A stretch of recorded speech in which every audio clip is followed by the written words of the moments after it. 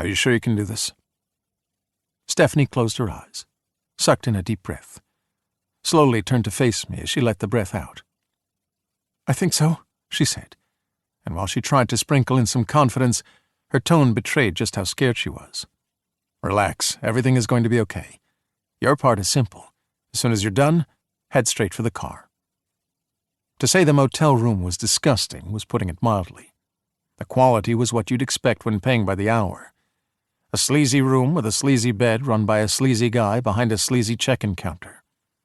But the motel took cash and had an old-school security system that ran on physical tapes, and the sleazy guy was the kind who excelled at keeping his mouth shut and looking the other way. So this was the best spot on short notice for what we needed to do. Stephanie's gaze skipped around the mildew-scented room, at the lumpy bed and scuffed table and cheap TV, then at the bathroom, the corners of her eyes crinkling as she grimaced. "I haven't even seen the floor in there yet, and I'm already grossed out." I checked my watch. "We don't have much time." "I know." "If you can't do this, it's okay. We'll figure something else out." "I know you're only saying that. Without me, the plan falls apart." I shrugged. "You're right. The fate of the Republic lies on your shoulders." She shot me an unamused look before grabbing the dress I held and starting for the bathroom.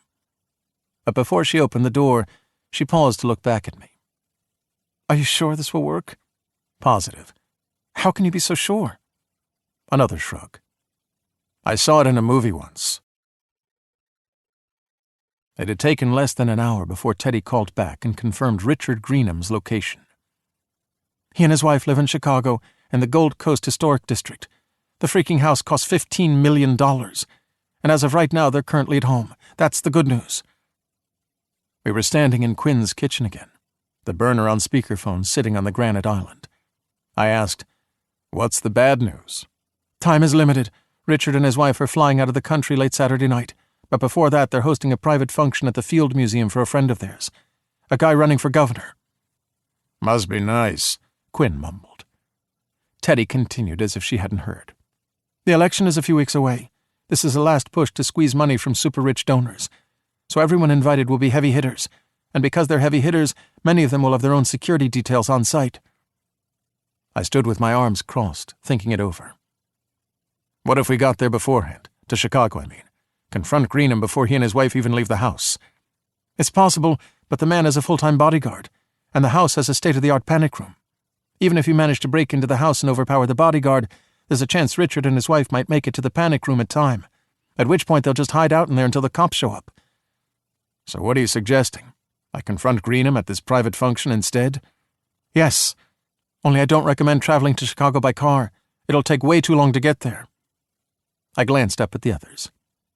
"What are you talking about, Teddy?" "I'm talking about digging into my crypto savings to make this work. I'll charter a private jet to fly you to Chicago." For a moment I was speechless. That's very generous of you." A soft chuckle emitted through the speaker, and then her voice took on an edge. "Oh, I'm not doing it out of the kindness of my heart. I need you to do something for me when you get there. Something you aren't going to like." "What's that?" "I need you to make it so that the office knows you're in town." When Stephanie stepped out of the bathroom, I felt my breath catch in my throat. "So, what do you think?" I stared. I couldn't help it. I stared because she looked flat-out gorgeous. The black dress certainly helped, but so did the heels, makeup, and whatever she had done with her hair. She squinted, trying to read my expression. "It's too much, isn't it?"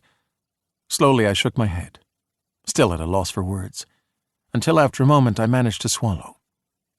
"You look, don't say beautiful, don't say beautiful, don't say beautiful, beautiful." Even from across the short expanse of the sleazy motel room, I could see Stephanie blush. "Thank you. You don't look so bad yourself." I stood a bit straighter, smoothing the creases from the tuxedo I'd put on while she was in the bathroom.